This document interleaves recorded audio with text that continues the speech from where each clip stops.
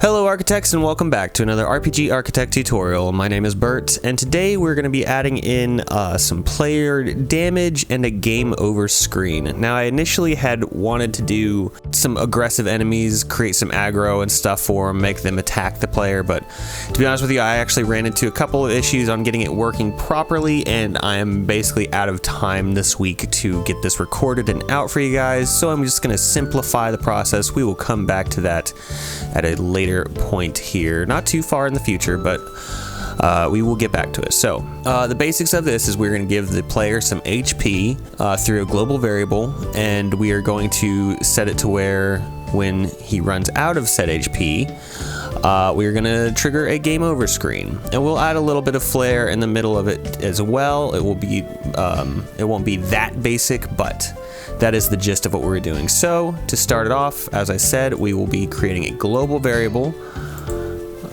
to trigger our conditions and whatnot. We're going to call this hero HP. I'm just going to set him to 5. 5 is fine. 5 is good. We like 5. And we need that HP to be called whenever we make contact with any of these guys. And so if you have been watching my previous tutorials, you know that I don't want to edit these individually. I want to edit the entity definition so that when I make the change here to this guy, it's going to affect all of them on the map. So let's jump into that. So first off, I am going to create a new script. We're just going to call this we'll just call it attack player for right now, even though he's just going to be still wandering around on his own. Let's copy. I probably didn't need to name it first because I want to copy and paste my walk script over just to retain the sprite and the movement type and all that stuff. And after I do that, then I can rename my script attack player. I'm gonna set the condition or the interaction to player and entity touch.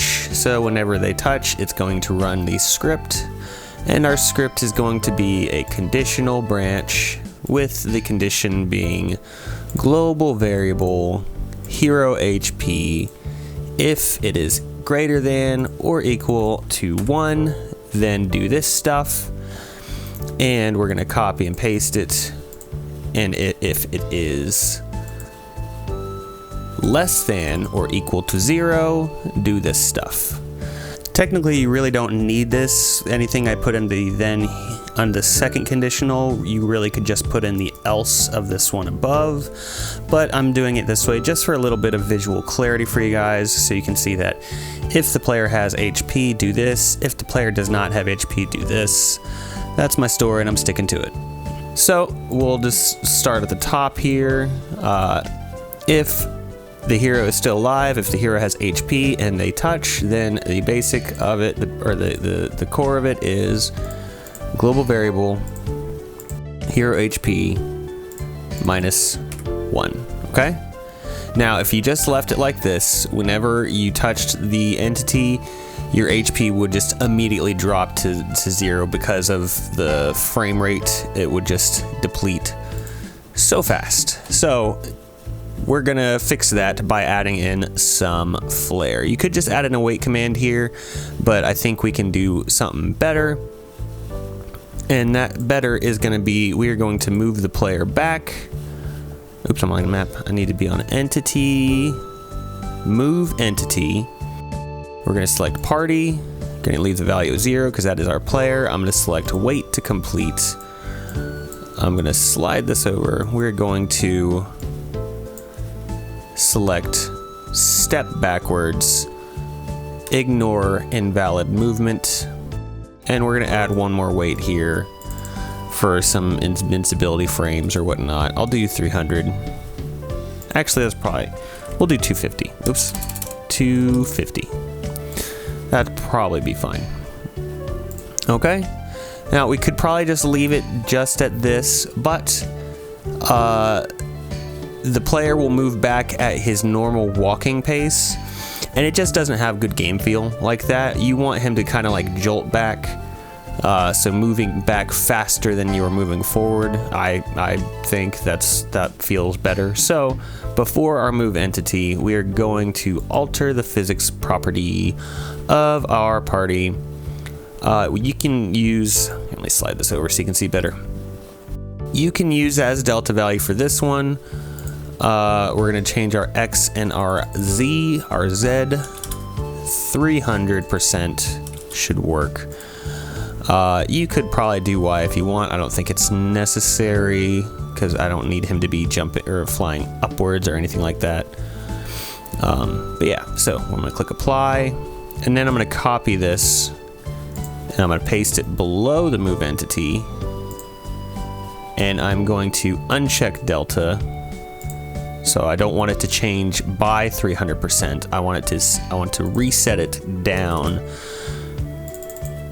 to 100%, okay? And yeah, that should be good there.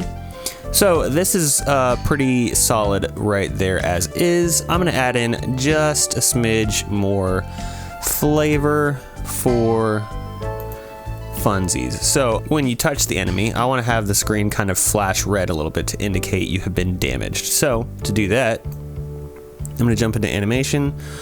I'm going to go to screen, and I'm going to go to flash screen. Okay.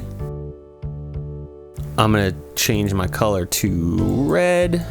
I'm going to turn the alpha down so it's not just a solid red screen. You can still see what's going on, but it's just kind of flashes red. I'm going to turn the duration down. 75 seems to work good. If you want your user interface items to also be tinted, you can check this box. I'm not going to do that for mine, but say you have like a big, like in Doom or something, you got your interface bar, your HUD. That's what I was looking for, your HUD down at the bottom. If you want all that to change color too, you can just check this box. We don't need it for this example. I will select run asynchronously so that the conditional is not waiting for this to complete to start triggering all this stuff. It's going to run at the same time, but I will check this because I want to, because I think I like it. I think I like it. So we're just going to do that. And yeah, so this is a nice, simple take damage script for your player, okay?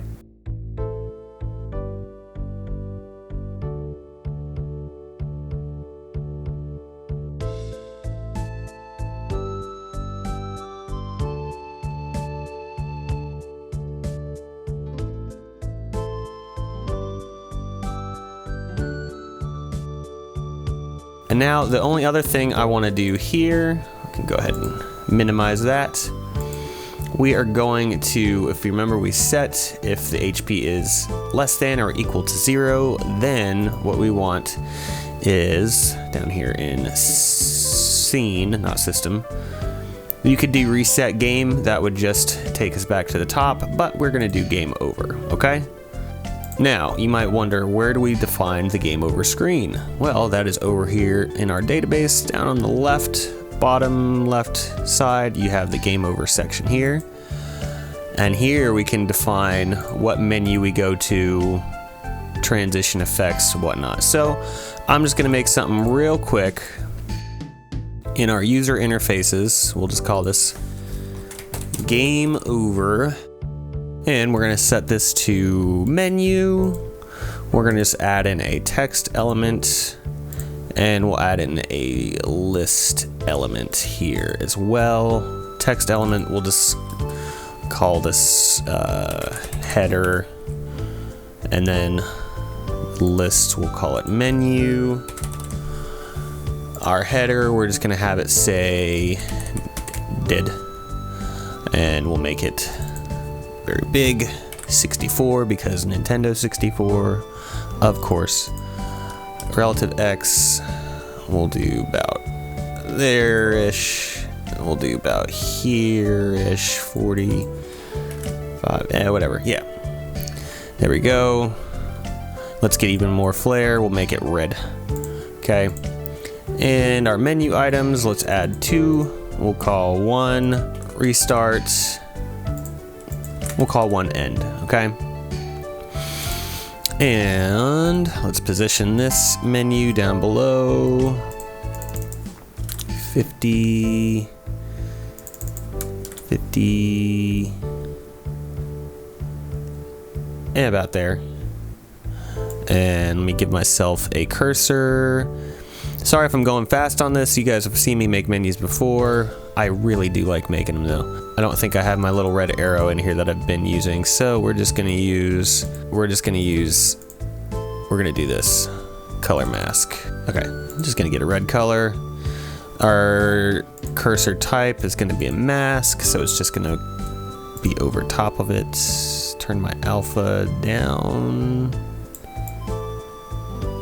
Something like that. That'll be fine.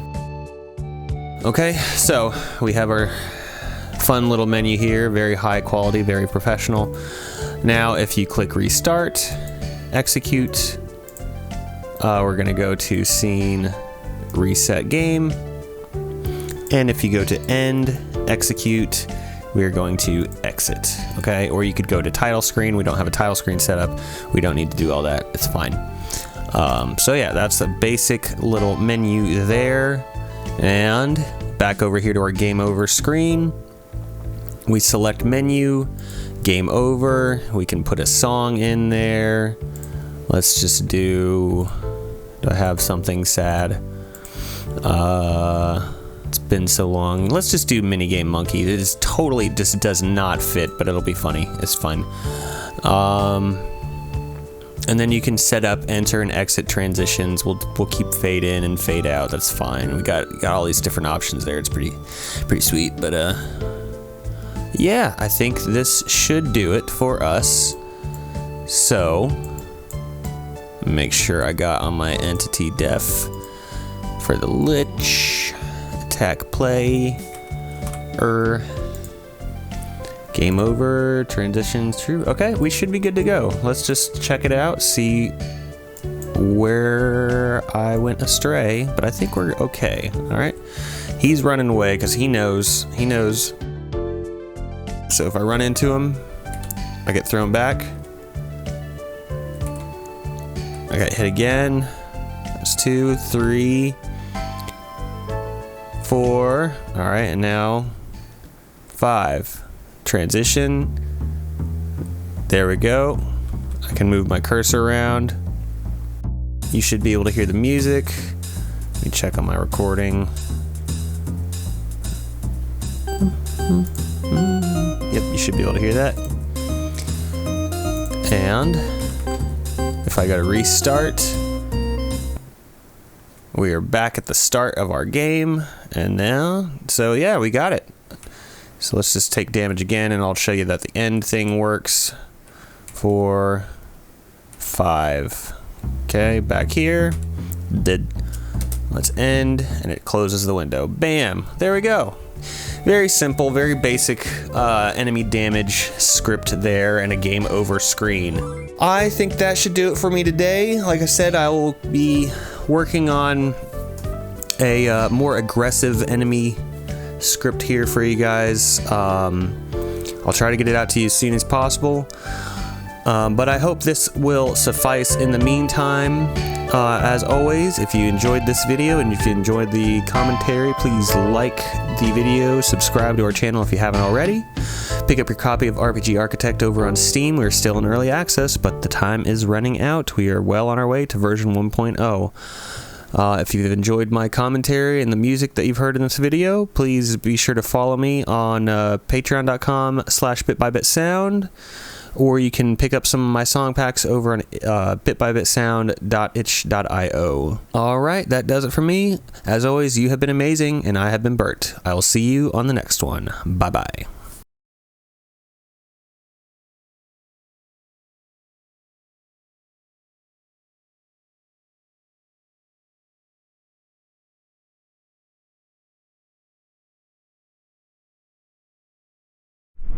Master